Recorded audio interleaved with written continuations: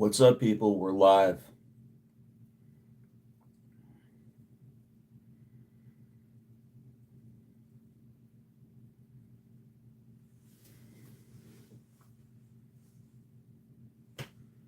Yeah, we're live. I've got a handful of topics to address today. Where should I start? Let's see, okay. Out of the gate, let's discuss the giveaway. All right. The giveaway in collaboration with ATEC 9020. He's making a 50-watt tube head. To enter the giveaway, look in the description or comments of this video, and it'll be laid out. You can also look in the Rig Talk best deals popular thread that's pinned to the top. Page 50 of that has the rules.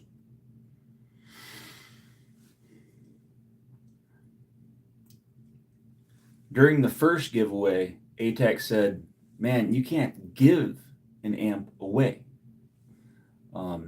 as he was struggling to get support, to get more viewers, to get more contestants in the game. And he's got a point. All right, he had a point. Because people, they see giveaway. They see something about a giveaway. And they change the channel. They say, no, we don't want that. Because they know that most giveaways are bull. And unfortunately, because of the stigma around this topic, people block it out and they read the headline. They don't go deeper than that. They assume that it's some sort of ripoff or scam. And unfortunately, you've got this guy making a $5,000 amplifier, and there's only 25 people signing up for free to be in the running to get it. Which the odds are great compared to pretty much any other contest that you could enter. If you're one of 25, if you're one of 40, which looks like we're going to go down that route again, unless something changes. It really seems like the public, they can't wrap their minds around the concept of a giveaway not being some sort of ripoff or scam. So you've got a very talented man, Luke, aka ATEC 9020. He's making this $5,000 50-watt amplifier. It'll be a one-off, one of one. There won't be another one like it. This isn't a production amp. This isn't a fast-built amp. This is slow. This is low and slow. Attention to detail. It may be called the high roller. It may have a gambling theme. There may be some dice inlays on the amp. We shall see. There may be some black and white handle action to go along with dice, the black and white dice theme. We shall see. But whatever this turns into, there's going to be a lot of attention to detail.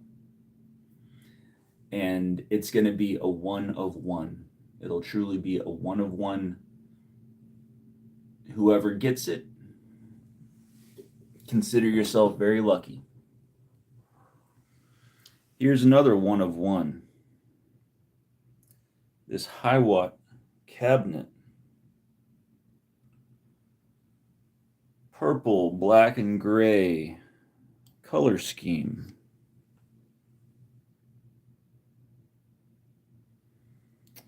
Pretty friggin' cool. That's made with ancient Egyptian purple marble. I don't know if you guys are familiar with purple marble, but it was used by the pharaohs in the ancient days, and it's imbued with special alchemical properties that change tonal frequencies and just lead to glorious tones. Purple marble, ladies and gentlemen.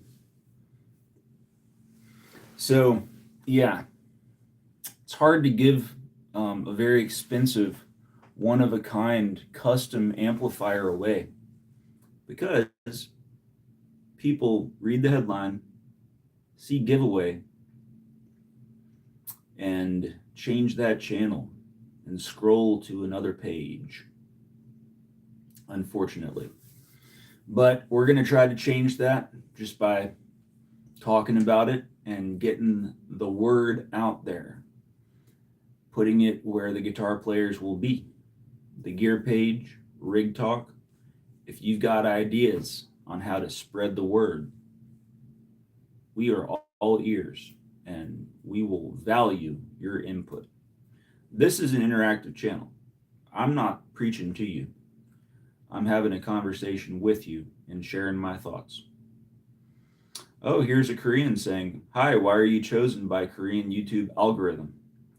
Well, my friend, it's because me and my wife are living in Korea for a while. We've been here for 4 years. We'll be here for a couple more years. And I'm probably local to you. So that's why I have been chosen by the gods of YouTube to be in your feed today. But this is a guitar channel. Amplifiers, guitars, that's what this channel is about. And if you're in Korea, the best guitar luthier, by far, look him up on Naver. Jack Lee Guitars. Jack Lee Guitars, yes. He is between Osan Air Force Base and Camp Humphreys Army Base. Jack Lee Guitars. In the SKV building. STV? SKV? Jack Lee Guitars on Naver. Good morning, Riley. For me, it is 6 o'clock in the evening. Welcome. Let's see. Is there something I wanted to talk about with Riley?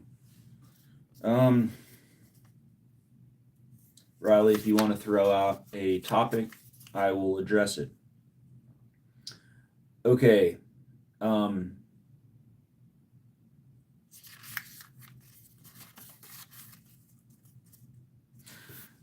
Okay, I will continue with why it's very difficult to give away an expensive one-of-a-kind tube amplifier in a contest giveaway for free, where you don't even have to pay shipping.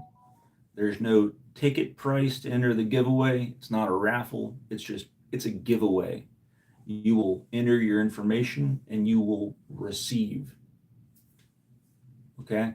Why that's difficult is because people are turned off by the concept of giveaways because mostly they're scams, right? And here's another thing. Here's what I'll get to is value. And this is very important for ATEC and YDNA who are trying to increase their brand awareness right now, is you need to have a value placed upon your products. So for the sole proprietors out there, you make an amp by hand, use the best parts. You could say the same about guitar making, all right? You see it all the time. This person, they bought a custom Warmoth guitar. The neck was $600. The body was $600. The hardware was $600. And what are they selling it for 1 year later? $895. Well, they spent 18. They spent $2,000. And what is the market value? Originally listed $1,100, but now they're selling it for $895. I've seen it a million times, right? So that's the issue with someone like Luke or someone like YDNA, is if they're not willing to put a sticker price on their product, people will look at them and think, it's not a brand I'm familiar with, and I don't really know what it's worth. I would rather just buy a $1,500 Paul Reed Smith amp, or I would rather just buy this $1,800 Marshall amp, right? So if you want to get a good deal in the guitar world that we live in, that some of us live in, if you're chasing that dragon like some of us are in the guitar world, you need to find places where the value isn't well pronounced, that hasn't been all figured out yet. New emerging makers, new emerging brands, sole proprietors. Also, if you get really good at it and you've been just looking at the history of guitar, you can find stuff like the Area Pro guitars that I have. I've got like 4 or 5 of these. These are the cheapest guitars that I've ever bought, and a couple of them are truly my favorite guitars. They've got mojo. They've got the X factor. They sound great. They're fun to play. They look cool. All the above. They click all the boxes. So I was able to get some of my favorite guitars for dirt cheap. And it's not because they're made dirt cheap or anything else, but people don't value them. Okay?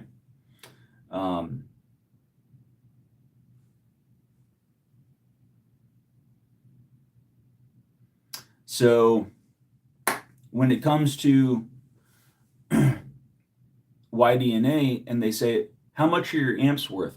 I see a lot of newcomers on his page. They say, well, how much do you sell your amps for? And he goes, I don't know. What kind of player are you? What kind of person are you?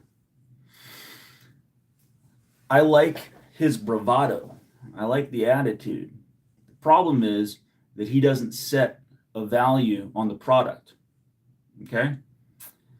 He would be much better off to list all the amps that he builds on Reverb for very high prices, and then do backroom deals for whatever he agrees upon.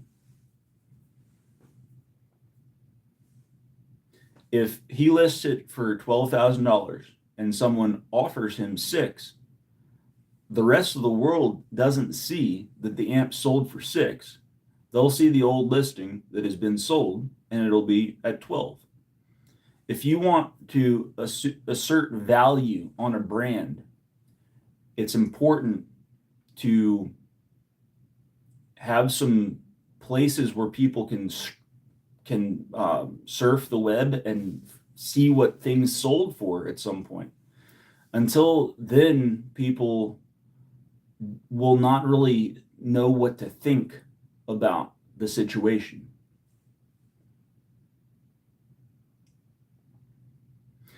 You know, and I love the attitude. Andy's here. He says, I might not even sell people amps. Well,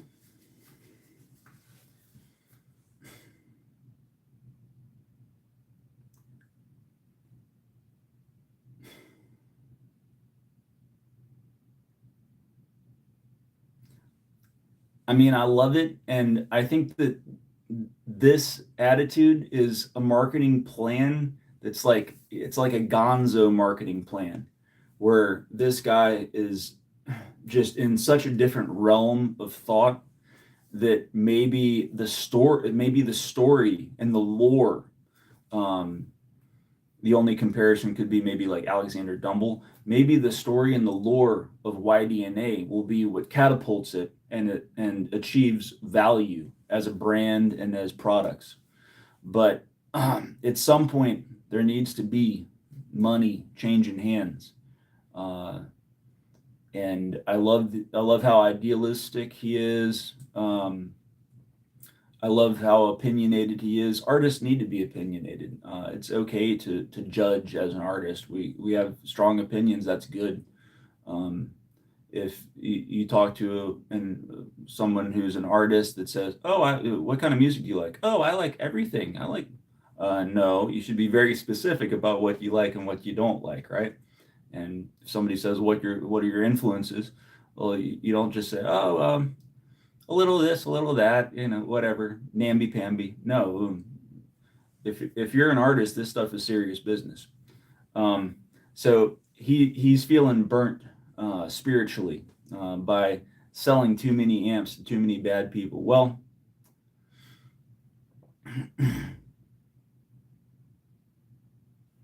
I think with some conversation and with some coaching, you could find a business plan that would work for you, that would protect you spiritually as an artist making these products, and keep you out of situations where the customer is hijacking your peace of mind. All right, I do believe that's possible. So again, if you want to find good deals as a guitar player, you need to find things that the market doesn't value, that has very high quality, that has X factors and qualities about it that are very high, but that the market doesn't value. I'll tell you the story of this guitar. This is an expensive John Mayer PRS guitar, right? The Silver Sky. And I got it on a trade with a guitar that I only spent $650 for. How did I do that? Well, I found the brand Ithacaster, bought two Ithacaster Strats at the same time for $1,300. Hung on to one for maybe 5 years, hung on to the other for like 8 or 9 years. That second one I hung on to, by then, the brand was very established and very expensive. And the guitar, the quality of the guitar that I traded, it was just as good as this. And even though I had paid a fraction of the price for this, people were able to look up the market value of the brand and see, oh, okay, well, that's kind of on par with this expensive PRS. And this is cool because it's only sold at Carter Vintage in Nashville for this high price. So those cool rock star, country star guys are the ones buying this. So that's what allowed the person I traded with to decide, these are of equal value, and hey, I got a cool guitar out of it. Well, I had a cool guitar, but that's a guitar that I only spent $650 on, and traded one that he's probably spent $2,700. And if you can find brands that people don't really know about, like the Areas from like 83, 84, these Area Pros, they're really cool. And they have a lot of mojo, a lot of X factor, a lot of quality. They're good. They have good bones. If you take one of these to a guitar luthier, you can get a great super strat put together for you. So value and how to set value on the market. and why people don't value giveaways, unfortunately. We just discussed those topics. I will continue to do promos for the giveaway, promos, aka promotions, um, where I go on the forums and find ways to promote the giveaway. It's difficult because people read the headline and scroll away. They do not want to have anything to do with the giveaway because giveaways are by and large scams and ripoffs. So I'm figuring it out. I'm going to bring people into this realm and we're going to have a successful one. YDNA, the chopper has been hurting his body, hurting his soul. It's cold up there also. Hey, send your prayers to YDNA. Grant him some peace of mind, grant him some comfort at this time. Let's see. Okay, another person I brought some promotion to this week. I granted him some promotion is Lefty Alex, aka Scrowlix, aka Ankhenaten, aka the creator of the Ankh, Vinnie Vincent signature amplifier, aka the man with the room full of Bogan and Carlson PA heads from the 50s. This man I brought some promo to because he needs to move some of those PA heads that he's converted into guitar amplifiers. He's getting boxed in. A&E were planning to do an episode of Hoarders at Alex's guitar workshop. But I called him, I talked A&E out of the Hoarders episode. I said, look, I got a plan to sell some of these PA conversion amps. We're going to free up space. It's not as bad as it looks. Just give me a couple weeks. All right. So that's in the works. The Rig Talk, the most popular thread at the Rig Talk is this like mega sale thread, right? They got this mega sale, post links to all these sales. Well, instead of posting like everybody else, musician's friend, stupid deal of the day, right? I posted information on how to pick up for probably super cheap. This goes with our first topics. The PA conversion heads from Lefty. If you're anywhere in that Idaho, Washington State border area with the University of Idaho, if you were anywhere in that area, you could pull up. I don't want to put a number on it, but I will. All right. You could pull up with $550 cash in your pocket, right? To Alex's house. Spend 1 hour of tonal enjoyment testing out 5 to 10 different PA amps, PA conversion amps that are now hard rocking guitar amps, and take one off of his hands. I'm betting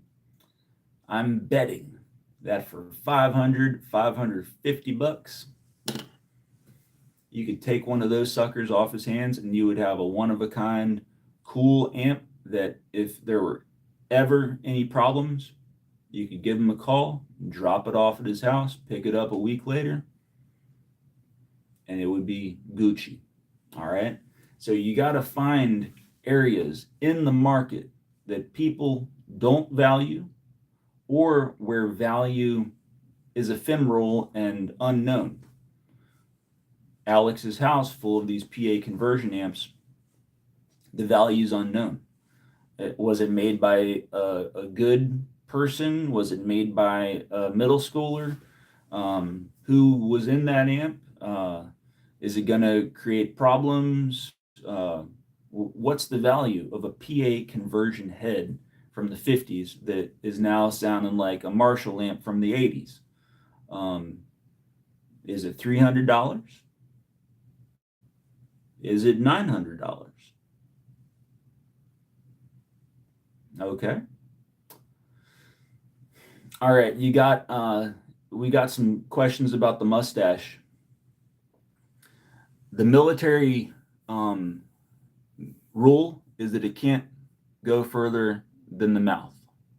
So that's why if you see people that are in the military that have a mustache, it might look shorter than regular civilian people. There's no that's there's no mystery there. It's just that's the rules. And it is Friday. Sunday, it'll probably look more civilian, but then I'll have to shave it again to go back to work on Monday. Um, let's see. Okay, there is an epic thread on the Marshall Forum about a simple passive attenuated product, um, which 250 pages later, many years later, became a product. It's called the Fromel. You might know John Fromel in Washington State. He sells packages of capacitors and resistors to do mods on common amps. Like you give him $50 and he sends you diagram on how to put together mods for your Blues Junior or your Hot Rod Deluxe or whatever, right? And gives you the parts. So that's this guy's main business model. Or for your, Boss pedal, he'll say, "Oh, let's do the Z mod on the Super Overdrive, or let's do I don't know, just these different mods to common amps and common pedals." Um, so this dude, he checked out the thread and made his own production model of the attenuator that is discussed in the thread. I bought it. All right. Things that I like about it: it is passive, it has multiple outputs um, on the back for different ohms. Uh, it's passive, so we don't have a wall wart. We don't have a laptop battery coming out the back of it, right? Um, it on Two Notes products. It's either minus 20 dBs or full blast or no sound at all. So this one, it's like, -3, -7, -11, -20, something like that. Um, it's small. Um, so yeah, it's cheaper. It's a half the price of what you'd pay for like the boutique amp distribution Tone King Iron Man um, attenuator. So I thought it was cool that a thread inspired a product, and voila, um, there we have this attenuator. And I got that to try with the Hiwatt and the Marshall to crank those up and knock some dBs off. Um,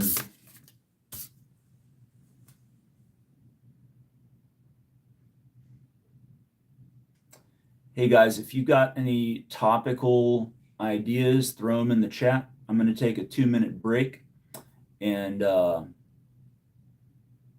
yeah, think of some topics. I'm going to think of some topics and I'm going to come back to it.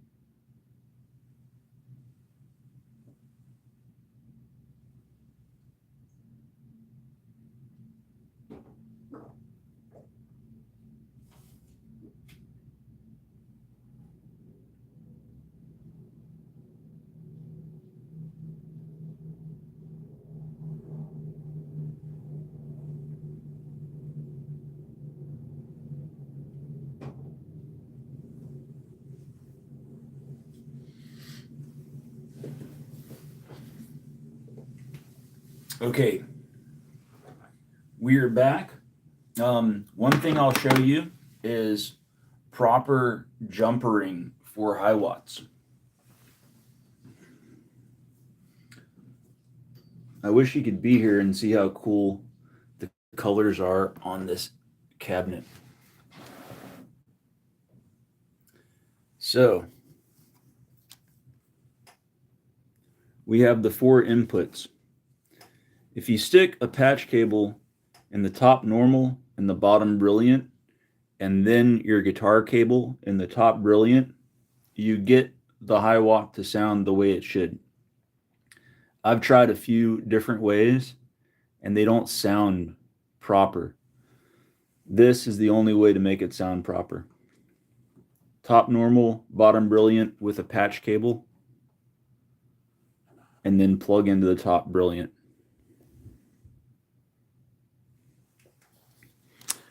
This past week, I got one of these in the mail, which you plug your guitar cable into that, and then you can plug into one of, 2 of the 4 inputs. And this doesn't do it. This doesn't do it. You really need to do the patch cable like I showed, and then plug your guitar cable into that top brilliant. Okay. Recently, some of the most in-demand products that are coming out into the market this spring, emerging products. We have Boutique Amp Distribution doing the Wampler pedal head and also the Friedman IR load. So these are solutions to powering modelers, okay? And I'm still chasing that dragon, unfortunately. My addiction is still there.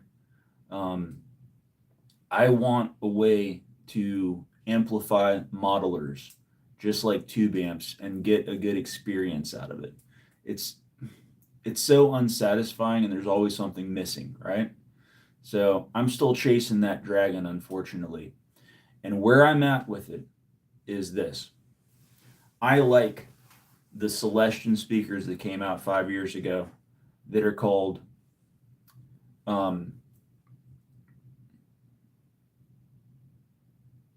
FRLR, full range live response. All right, so they're kind of a combination of PA speaker and regular guitar speaker, and they're meant to have for you to send them a speaker IR attached to your amp model. So they don't sound like anything on their own. They're meant for the whole enchilada to get thrown at them. And they feel like a guitar speaker compared to playing through a PA wedge. I don't like playing through PA wedge. It's just not fun. It's very different than a guitar playing experience should be. So I like those. Now, then you're faced with the problem. Okay, well, what power amp are you going to use to send it to that speaker? Because it's just a guitar speaker. It's a passive speaker. It needs power. Well, the last thing I had, which worked very well, but there are some things about it I didn't like, was the ISP Stealth. I had the ISP Stealth down here in this little rack. I've got some 1176s there, power strip there. I had the ISP Stealth here. Well, what didn't I like about the ISP Stealth? The ISP Stealth, it has a laptop power supply that's about as big as it is. That sucks. Whenever you plug or unplug that laptop power supply, it makes a spark. That's not cool. it's not really a full size rack unit thing. You can put the wings on it and put it into the 1U rack space, but the thing itself is like as big as my hand.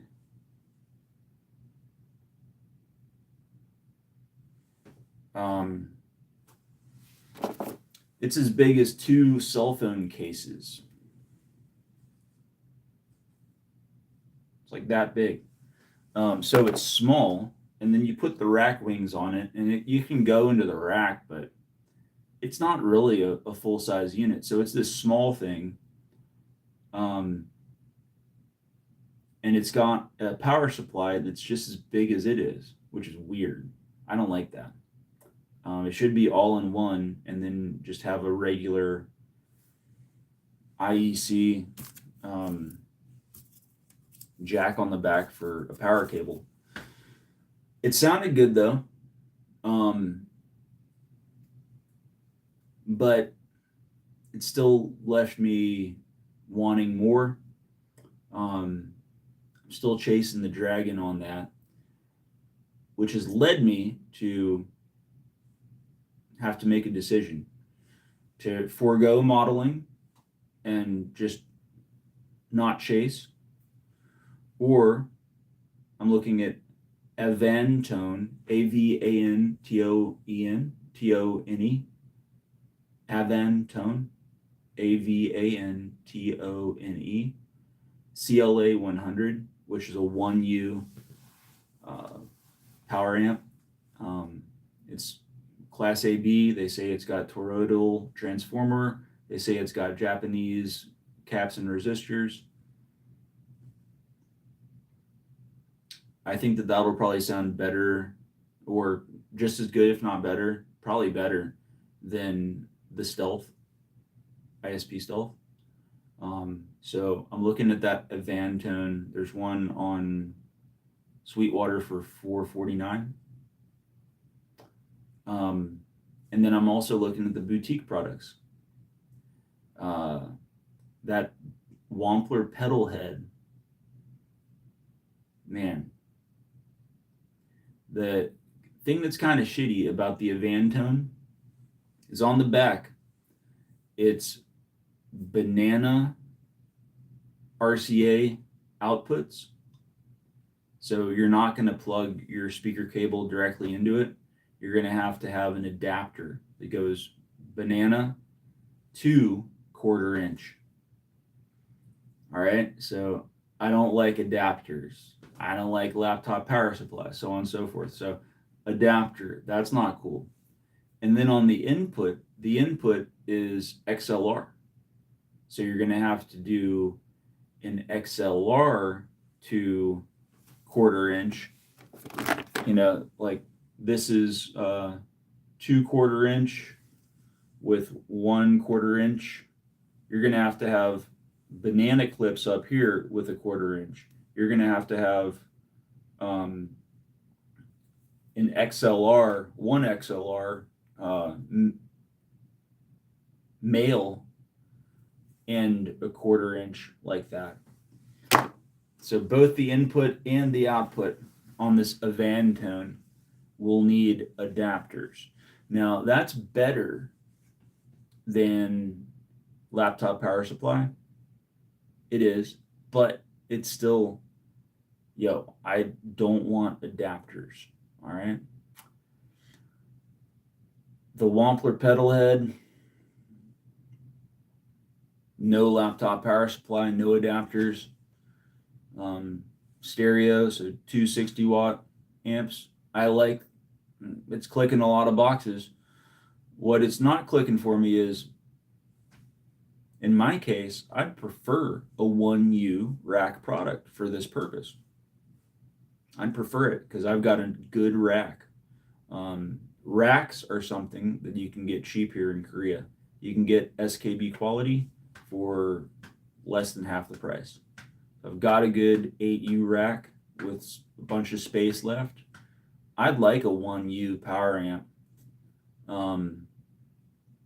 but I don't want to buy bad products. I don't want to have a Wampler or a Friedman product here.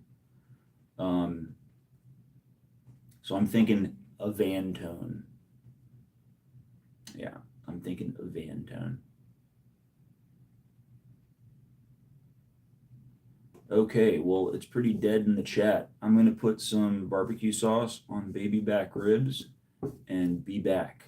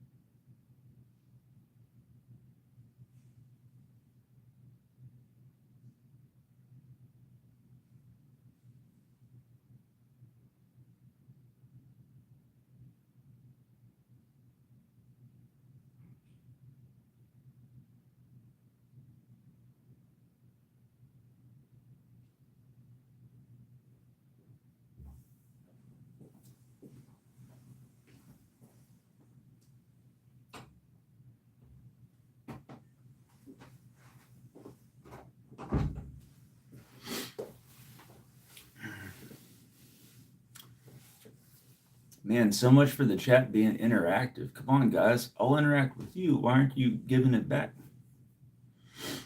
Okay, so enough about guitar amps. Let's talk music. I've got something for you. I've done a deep dive this week. It's been interesting. As you may have seen in the media, Cher and Greg Ullman's son was arrested twice in the past week. And it seems like the dude is a total train wreck. All right. So he's 50 years old and he was arrested on the other side of the country. So he lives in Malibu. He was arrested in Connecticut at an expensive private boarding school for being disruptive in the cafeteria. And then a couple of days later, he was arrested 30 minutes away in Connecticut for breaking the back door, the glass back door of someone's house and walking in their house and sitting on the couch and smoking a cigarette. And just the police walked in and he's just sitting on the couch smoking a cigarette. So this dude has lost it. All right. So I'm reading this. I'm like thinking about, wow, how could someone with so much support growing up, um, go through this life experience like that?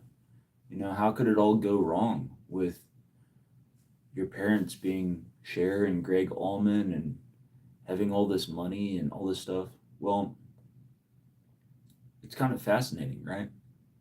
It's like the dude is really a train wreck. Well, as I read the articles, I found out that he was trying to be a rock star 20 years ago, um, in the late 90s, early 2000s. And he had been on the Family Values tour a couple times.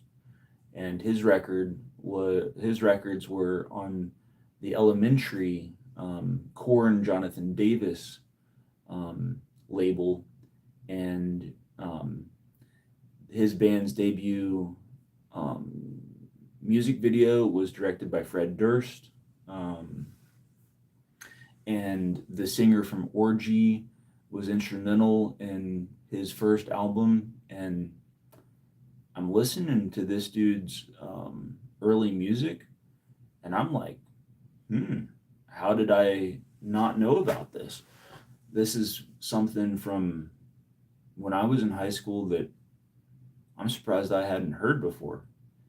And it's hard to figure out if this dude is just a rich kid who really wanted to be a rock star. So he paid all these people around him to, hey, I like those songs from the Orgy guy. Here's some cash. Give me the songs. I'm going to use them myself. Um, the label, here, dress us up, make us look cool. I don't know if it was just this nepotistic um, deal without any substance as an artist, or if the dude is actually a genius. And um, I'll tell you what, he's got a lot of fans from the band that he was in, Dead Sea, um, Deadsy, Dead Sea. He's got a lot of fans um, that are loyal, that are just like 20 years later, Dead Sea's my favorite band. Dead Sea was so underrated. And they're known for being underrated, and for just kind of missing popular success for whatever reason. I do like some stuff that they were trying to do on their first album. Their second album, I haven't figured it out yet. I think it might just be totally missing the mark. But their first album, it has a lot of 80s synthesizer stuff going on. It reminds me of Orgy, um, which I think Orgy's cool, but Orgy's also trying to be like, oh, we're weird, we're divergent, futuristic peoples. You don't understand us, blah blah. And this guy wasn't like trying to be weird. He was, um, the music was spooky. There was a lot of synths. It got heavy, um, but I like what he was doing, and it's just an interesting investigation to try to figure out, was he talented, or was it just a lot of money spent on this rich kid to try to make him cool and to try to get him into the big time?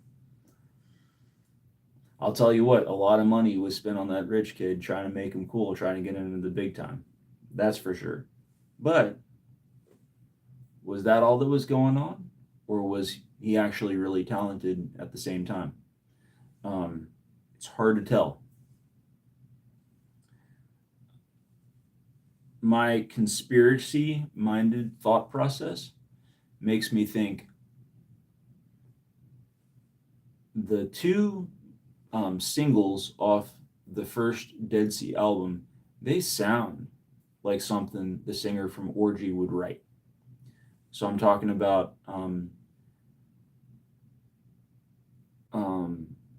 Mansion World. If you want to listen to him on YouTube, Mansion World, and The Keys to Gramercy Park. It sounds like something the singer from Orgy would write. And him and the singer from Orgy was in that band before Orgy. And I'm thinking that this dude probably just, there's a good chance this dude got the songs off of the guy from Orgy.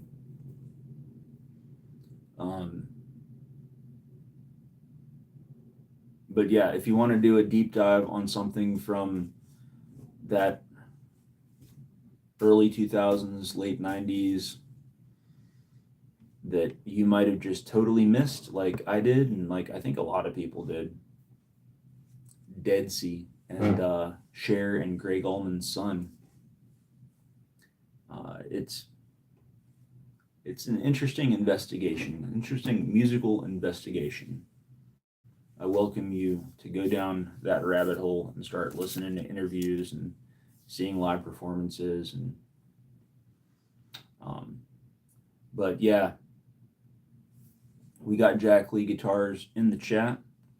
I will be picking up that Marshall cabinet from Jack Lee and bringing him some more work. I've got some guitars I want to drop off with Jack Lee for him to take them to the next level, and I will talk to him about that this weekend.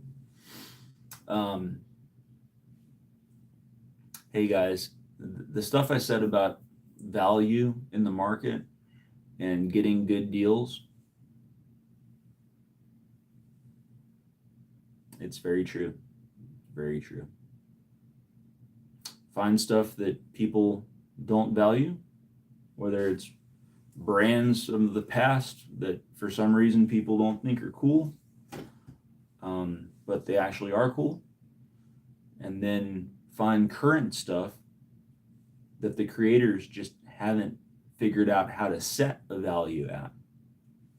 Like for instance, if Jack Lee Guitars, if he built a Fender style guitar,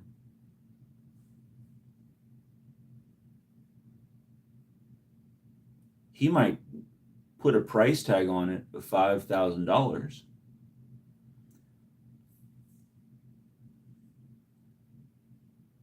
But if you were smart, you'd approach him and you'd say, hey man, I know you're starting off. Here's $2,000.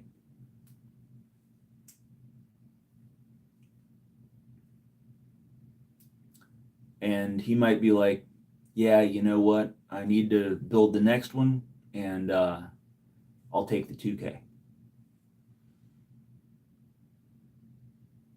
So find the guys that are trying to establish their value and throw them some cash. Go over to Lefty Alex's house in Idaho, the house of 1,000 PA conversion amplifiers. Bring $1,000. You might walk out with 2 badass tube heads for the price of 1 shitty Sweetwater tube head, right?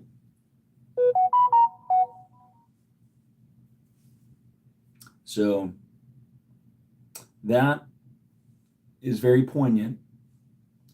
And also the message from the beginning about once you say the word giveaway, people get away, unfortunately.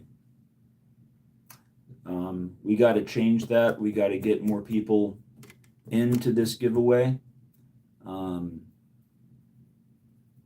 if you guys got ideas, bring it on. Communicate with us. Okay.